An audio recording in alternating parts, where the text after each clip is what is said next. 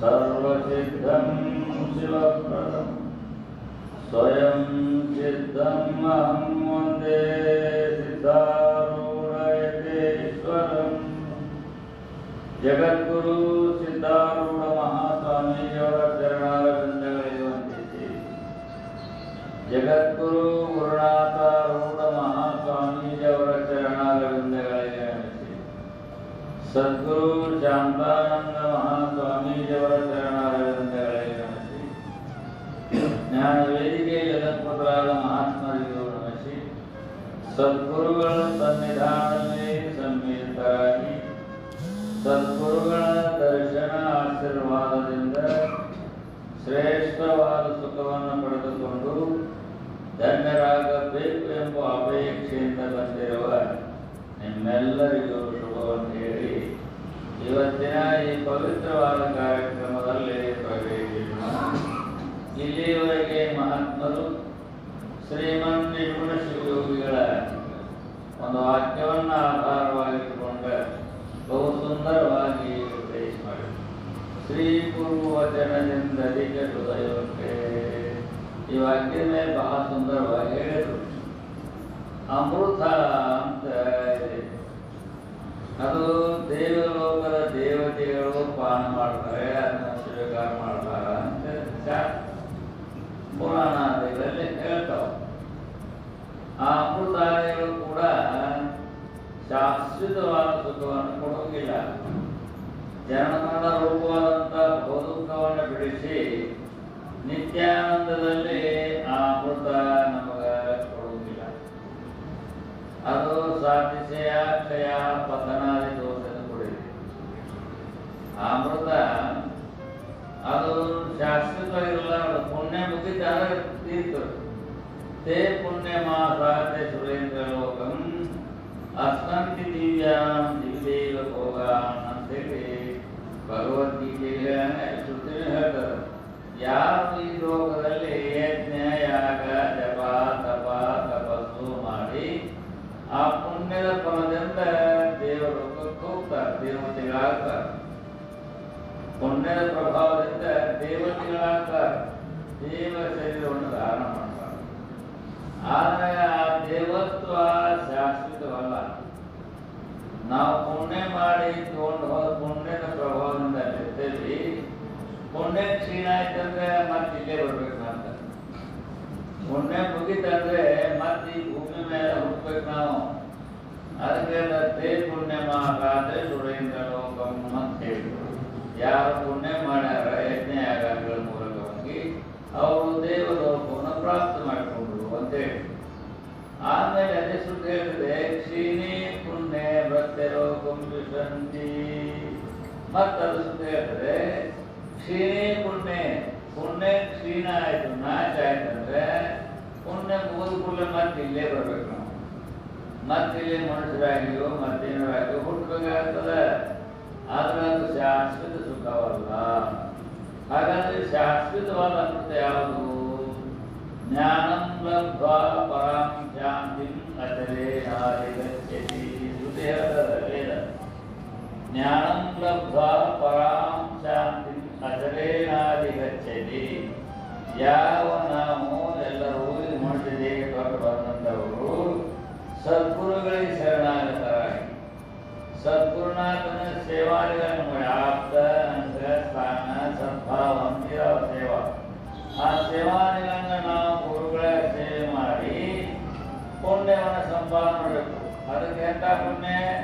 ಶಾಶ್ವತವಾದ ಯಥಾರ್ಥ ಜ್ಞಾನ ಮಾಡಿಕೊಳ್ಳುವಂಥ ಯಾವ ಫಲಾಪೇಕ್ಷೆಗಳಿಲ್ಲದಲ್ಲೇ ನಿರಾಪೇಕ್ಷೆಯಿಂದ ಕೇವಲ ಪರಮಾತ್ಮ ಸಾಕ್ಷಾತ್ಕಾರ ಮಾಡಿಕೊಂಡು ನಾವು ಮುಕ್ತರಾಗಬೇಕು, ಧನ್ಯರಾಗಬೇಕು ಅನ್ನುವ ಈ ಯಾವ ಸೇವೆಯನ್ನು ಮಾಡಿದ್ದಾರೆ ಆ ಯಾವ ಅಂತಃಕರಣ ಶುದ್ಧಿಯ ದ್ವಾರ ಸದ್ಗುರುಗಳ ಕೃಪಾಕಟಾಕ್ಷ ದ್ವಾರ ನಾವು ಶಾಶ್ವತವಾದ ಅಮೃತವನ್ನು ಪಾನ ಮಾಡ್ತೀವಿ. ಶಾಶ್ವತವಾದ ಬ್ರಹ್ಮವಿದ್ದ ಬ್ರಹ್ಮೈವ ಭವತಿ. ಸದ್ಗುರುನಾಥನ ಕೃಪಾಶೀರ್ವಾದ ದ್ವಾರ ಆ ಪರಿಪೂರ್ಣವಾದ ಬ್ರಹ್ಮದ ಯಥಾರ್ಥ ಜ್ಞಾನ ಮಾಡಿಕೊಂಡು ಬ್ರಹ್ಮಸ್ವರೂಪರೇ ಆಗುತ್ತೆ. ಯಥಾ ನದ್ಯ ಚಂದ್ರಮಾನ ಸಮುದ್ರೇ ಅಸ್ತಂ ಗಚ್ಚತಿ ನಾಮ ರೂಪ ವಿಹಾಯ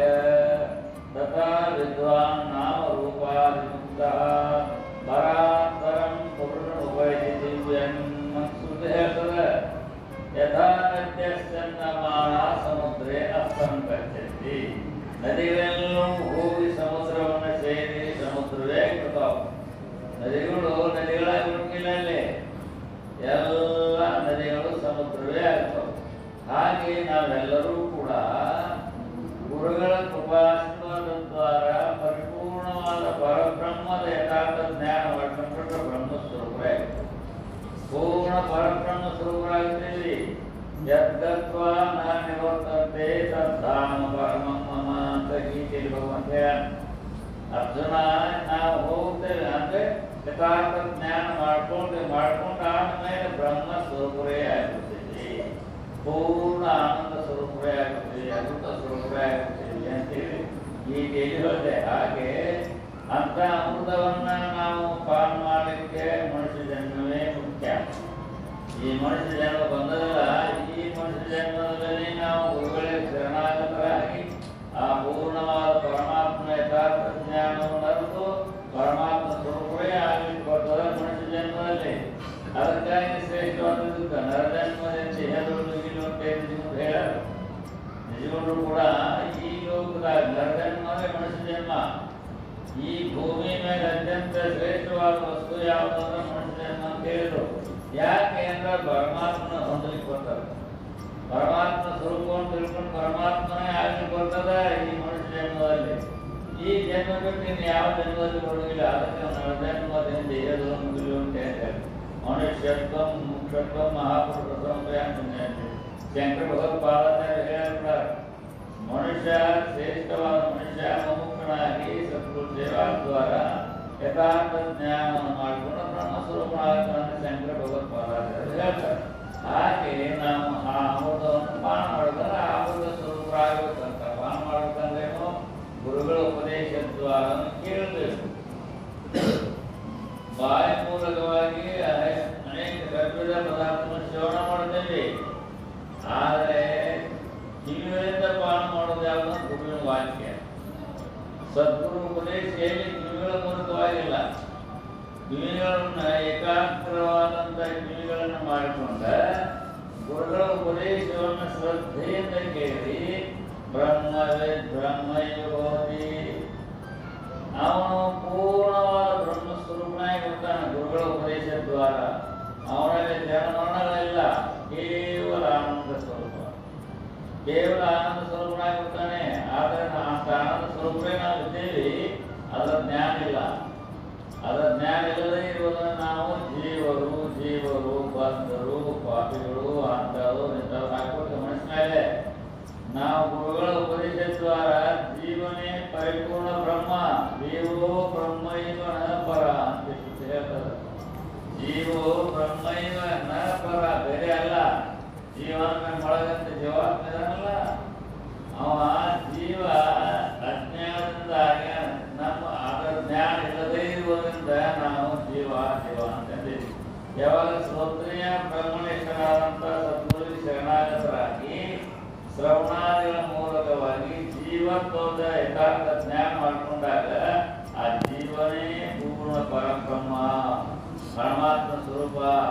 ಅದನ್ನ ತಿಳ್ಕೊಳ್ಬೇಕು. ಅದನ್ನ ತಿಳ್ಕೊಂಡ್ರೆ ಧ್ಯಾನ ಮಾಡಲ್ಲ ಬರ್ತಿರ್ತಾವ. ಕೇವಲ ಆನಂದ ಸ್ವರೂಪ, ಕೇವಲ ಆನಂದ ಸ್ವರೂಪ ಆಗುತ್ತೆ. ಅದೇ ಅಮೃತ. ಅಮೃತ ಅಂದ್ರೆ ಅದೇ ಯಾವುದು ಗುರುಗಳ ಉಪದೇಶ ದ್ವಾರ ತನ್ನನ್ನು ತಾನರ್ತು ತನ್ನ ನಿಜ ಸ್ವರೂಪದ ಯಥಾರ್ಥ ಜ್ಞಾನ ಮಾಡಿಕೊಂಡ ಪೂರ್ಣವಾದ ಪರಬ್ರಹ್ಮ ಸ್ವರೂಪ ಆಗಿರ್ತಾನೆ. ಅದೆಲ್ಲರ ಹಕ್ಕ, ಅದೆಲ್ಲರ ಸ್ವರೂಪ ಅದು. ಅದನ್ನು ನಾವು ಗುರುಗಳ ಮುಖಾಂತರ ತಿಳ್ಕೊಳ್ಬೇಕು. ಅದಕ್ಕೆ ಸತ್ ವಿಜ್ಞಾನಾರ್ಥಂ ಸಗುರುಮೇವಾಭಿಗಚ್ಚೇತ್ ಸಮಿತ್ವಾನಿ ಸ್ವಪ್ರಿಯಂ ಬ್ರಹ್ಮನಿಷ್ಠಂ ಅಂತ ಹೇಳ್ತದೆ.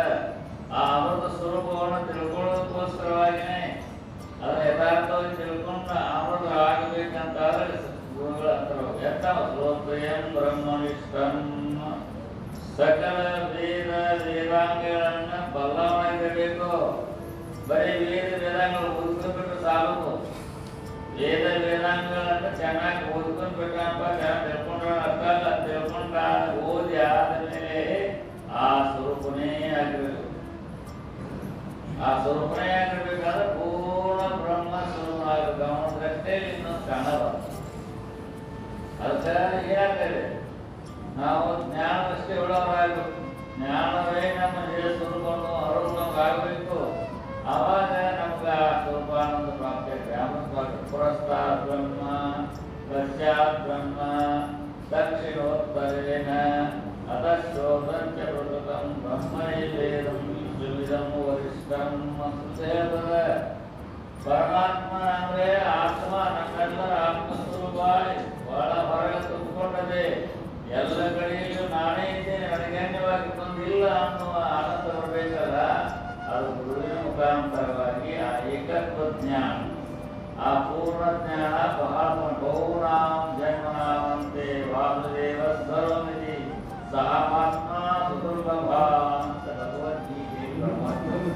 ಅನೇಕ ಜನ್ಮಗಳ ಪುಣ್ಯದ ಪರಿಪಕ್ವದಿಂದ ನಮಗಂತ ಸ್ಥಿತಿ ಬರಬೇಕಾದ್ರೆ ಅನೇಕ ಪುಣ್ಯದ ಪರಿಪಕ್ವ. ಇಲ್ಲಿ ನೀವು ಪುಣ್ಯ ಮಾಡಿದ್ರೆ ಇಲ್ಲಿ ಬರ್ತದೆ. ಮಠ ಮಂತ್ರಿಗಳಿಗೆ ಹೋಗ್ಬೇಕಾದ್ರೆ ಪುಣ್ಯದ ಅಂಶ ಇಟ್ಟೇ ಬರ್ತೇವೆ ನಾವು. ಮಠಕ್ಕಾಗಲಿ ದೇವಸ್ಥಾನಕ್ಕಾಗಲಿ ಗುರುಗಳ ಹತ್ರ ಹೋಗ್ಬೋದು, ಮಾಡಿಸ್ಬಾರ್ದು ಪುಣ್ಯ ಇದೆ. ಸತ್ಸಂಗಾಲಯಕ್ಕೆ ಹೋಗಿ ಮಹಾತ್ಮ ದರ್ಶನ ಮಾಡಿಸ್ಬೇಕು, ನಾವು ಕೇಳಬೇಕು ಅನ್ನೋ ಭಾವನಾ ಬಂತಂದ್ರೆ ಪುಣ್ಯ ಇದೆ ಅಂತ ತಿಳ್ಕೊಳ್ಬೇಕು. ಆ ಪುಣ್ಯ ಅದೆಲ್ಲ ತರ ಪುಣ್ಯ ಇಲ್ಲಪ್ಪ ಮತ್ತು ಹೊರಗೆ ಬಹಿರ್ಮುಖ ಹೊರಗಿನ ವಿಷಯವೇ ಸತ್ಯ, ಅದೇ ಶಾಸ್ತ್ರ ಅದನ್ನುಖ ಅಂತ ತಿಳ್ಕೊಂಡೆ ಬಹಿರ್ಮುಖರಾಗಿ ಹೊರಗಿನ ಲೌಕಿಕವಾದಂಥದ್ದನ್ನು ಪಡ್ಕೊಳ್ಬೇಕನ್ನುವ ಇಚ್ಛೆ ಕೊಡ್ಕೊಂಡು ಬಹಿರ್ಮುಖವಾಗಿರುತ್ತೆ. ಆ ಬಹಿರ್ಮುಖವನ್ನು ನಾವು ಅಂತರ್ಮುಖ ಮಾಡ್ಕೊಳ್ಬೇಕು. ಅಂದ್ರೆ ನಮ್ಮ ನಿಜ ಸ್ವರೂಪದ ಯಥಾರ್ಥ ಜ್ಞಾನ ಮಾಡಿಕೊಂಡು ನಾವು ಧನ್ಯರಾಗಬೇಕು ಅನ್ನುವ ಇಚ್ಛಾ ಬರಬೇಕು. ಆ ಇಚ್ಛಾ ಬಂತಂದ್ರೆ ನಾವು ಮುಕ್ತರಾಗ್ತೇವೆ, ಧನ್ಯರಾಗ್ತೇವೆ, ಕೃತಜ್ಞರಾಗ್ತೇವೆ. ಅದಕ್ಕೋಸ್ಕರವಾಗಿ ಇಂಥ ಮಾನವ ಜನ್ಮ ಬಂದಾಗ ಈ ಮನುಷ್ಯ ಅಲ್ಲೇ ಕುಂಡ್ರು ಅಲ್ಲೇ ಕುಂಡ್ರೆ ಅಲ್ಲೇ ಏನ್ ಬೇಕಂತ ಕುಂಡ್ರು. ಆದ್ರಿಂದ ಅಂತ ಮನುಷ್ಯ ಜನ್ಮ ಪ್ರಾಪ್ತಿ ಆಗ್ಬೇಕಾದ್ರೆ ಬಹುನಾಮ ಜನ್ಮನಾಮ ಅಂತ ಅನೇಕ ಜನ್ಮಗಳ ಪುಣ್ಯದ ಪರಿಪಕ್ವದಿಂದ ಇಂಥ ವಾಸನೆ ಬರ್ತದೆ. ಎಂಥ ವಾಸನೆ? ಸದ್ಗುರುಗಳ ಸನ್ನಿಧಾನಕ್ಕೆ ಹೋಗಬೇಕು, ಶಾಸ್ತ್ರದ ಶ್ರಮ ಮಾಡಬೇಕು, ಪರಮಾತ್ಮ ಯಥಾರ್ಥ ಸ್ವರೂಪವನ್ನು ತಿಳ್ಕೊಳ್ಬೇಕು. ನಾನು ಈ ಜನ್ಮನ ಅನ್ನುವ ದುಃಖವನ್ನು ದಾಟಿ ಅವರನ್ನಾಗಬೇಕು ಅನ್ನುವ ಇಚ್ಛಾ ಬರಬೇಕಂತ. ಅದು ಬರಬೇಕಾದ್ರೆ ಪುಣ್ಯನೇ ಬೇಕ. ಪುಣ್ಯ ಇದ್ರೆ ಮಠ ಮಂದಿರಕ್ಕೆ ಹೋಗ್ತೀವಿ ನಾವು, ಪುಣ್ಯ ಇದ್ರೆ ಸೇವಾಗಳು ಮಾಡ್ತೀವಿ ನಾವು, ಪುಣ್ಯ ಇದ್ರೆ ಶ್ರವಣ ಮರಣಾದಿಗಳು ಮಾಡ್ತೀವಿ ನಾವು. ಅದರಂತೆ ನಡ್ಕೊಳ್ತೇವೆ. ಆ ಪುಣ್ಯ ಇದ್ರೆ ಸಾಧ್ಯ. ಪುಣ್ಯ ಇದ್ರೆ ಆಗಲಿಲ್ಲ. ಮಠ ಮಂದಿರಕ್ಕೆ ಬರ್ಬೇಕಾದ್ರೆ ಪುಣ್ಯ ಸಾಕದೆ. ಪುಣ್ಯ ಹಿಂದಿನ ಜನ್ಮ ಬಹುನಾಮ ಜನ್ಮ ಅಂತ ಮತ್ತು ಒಂದು ಜನ್ಮದಲ್ಲ ಅನೇಕ ಜನ್ಮಗಳ ಸಂಸ್ಕಾರ. ಆ ಸಂಸ್ಕಾರ ಇತ್ತಂದ್ರೆ ಇಂಥ ಸತ್ಸಂಗ ಬರ್ತದೆ. ಸತ್ಸಂಗಕ್ಕೆ ಬರ್ತೇವೆ, ಸತ್ಸಂಗದಲ್ಲಿ ಮಹಾತ್ಮರ ಸೇವಾ ಮಾಡ್ತೇವೆ, ಮಹಾತ್ಮರ ಉಪದೇಶಗಳನ್ನು ಶ್ರದ್ಧೆಯಿಂದ ಕೇಳ್ತೇವೆ. ಕೇಳಿ ಆದ್ಮೇಲೆ ಅದರಂತೆ ಸ್ವಲ್ಪ ಪ್ರಯತ್ನ ಮಾಡಿ ಶರಣೈ ಉಪರಣೈ ಬುದ್ಧ್ಯಾಬುದ್ಧಿ ಶ್ರೀತೆಯ ಜ್ಞಾನಂ ಲಬ್ಧ್ವಾ ಪರಾಂ ಶಾಂತಿಂ ಅಚರೇಣಾದಿ ಗಚ್ಚತಿ ಅಂತ ಸುದ್ದಿ ಹೇಳ್ತಾರೆ. ಶರಣೈ ಉಪರಣೆ. ಈಗ ನಾವು ಮಠ ಬರ್ಬೇಕಾದ್ರೆ ಒಂದು ಹೆಜ್ಜೆ ಬರ್ತೇವೆ, ಎರಡು ಹೆಜ್ಜೆ ಬರ್ತೇವೆ. ಅಲ್ಲಿಂದ ನಡ್ಕೊಂಡು ಬಂದ್ಬಿಡ್ತೇವೆ. 100,000 ಹೆಜ್ಜೆಯಿಂದ ನಾವು ನಡ್ಕೊಂಡು ಇಲ್ಲಿಂದ ರೋಡ್ನಿಂದ ಬರ್ಬೇಕಾದ್ರೆ ಕಾಲ್ನಡಿಗೆ ಇರ್ತದಲ್ಲ, ಒಂದೊಂದು ಹೆಜ್ಜೆ ಕಿತ್ಕೊಂಡು ಬಂದು ಇಲ್ಲಿ ಬಿಡ್ತೇವೆ. ಮಠಕ್ಕೆ ಬಂದ್ಬಿಡ್ತೇವೆ.